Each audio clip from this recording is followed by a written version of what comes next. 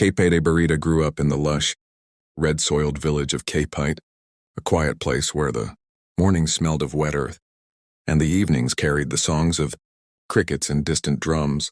From a young age he was a dreamer, the kind of boy who believed the world beyond the hills held treasures that could change a life. But in his heart he carried a promise he made under the moonlight to Tobari, the girl who had become his everything. Tobari had a quiet strength.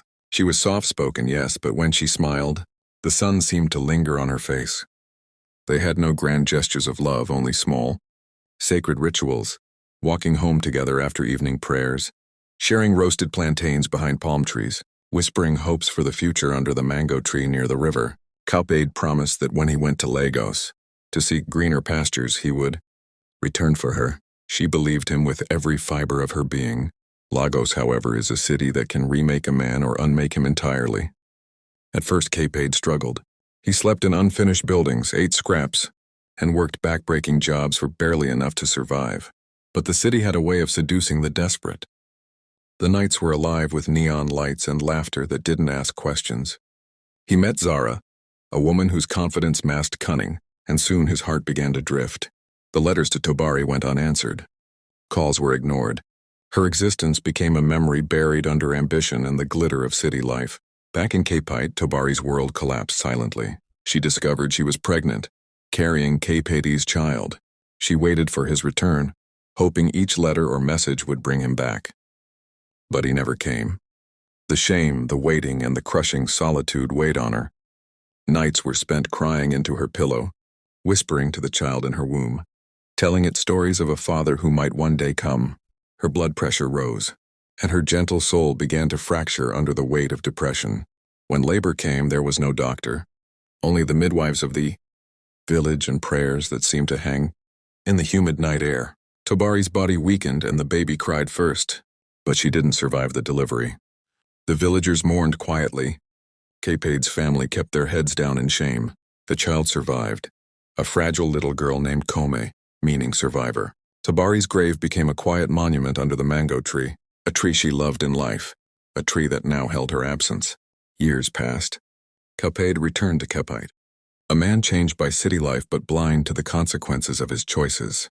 He brought Zara, the woman who had pulled him further from his roots, and he expected a welcome, but the village had memories sharper than steel. People looked past him, whispered about his betrayal, and reminded him silently of the love he had abandoned. And then he saw her. Kome now ate playing near the well, her laughter like a ghost he could not escape. Her eyes were Tobari's eyes. The resemblance was so striking it left him breathless. He fell to his knees in shock, for the child was living proof of the life he had abandoned, a life built in his absence, a life that had known no comfort from him. But Kome did not know him. To her he was a stranger. To her the father who had promised and fled was nothing but a shadow. Every attempt to reach her was met with distance, her small arms unwilling to embrace him. He tried gifts, schooling, attention, but nothing could replace years of absence. The suspense of their fractured connection grew. Capade began noticing whispers of the past resurfacing. Some villagers hinted that Zara had known about Tobari all along, that she had intercepted letters, erased calls, ensured Capade never returned. His betrayal was now compounded by deceit, layers upon layers he had only just realized. As Kome grew older, the questions became sharper. She began asking about her mother. She wanted to know why she had no memory of her father's presence. And when the truth came, it was a revelation that cut through the village like lightning. Capade's negligence, his greed for Lagos, and his distraction with Zara had led to a woman's death and left a child in confusion and longing. The years that followed were a slow reckoning. Capade remained in the village, attempting redemption in small, silent ways, teaching Kome, helping her learn, attending school functions, rebuilding trust inch by inch. But the weight of his betrayal was eternal, a ghost he carried wherever he went. Even as he aged, even as the village slowly accepted him, he could not undo the suffering he had caused. Kome eventually sought answers beyond. Karipita.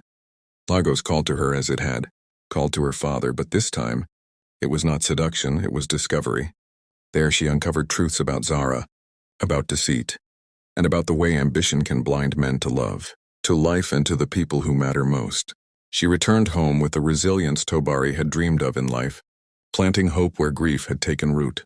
The story ends quietly under the mango tree, with Burita kneeling on the earth, whispering apologies to the woman he loved, to the child he abandoned, to the ghost of all the moments he had lost. The shadows of Ogoni remain, reminding everyone that love neglected is a wound that time alone cannot heal, and that betrayal leaves a mark deeper than the red soil itself.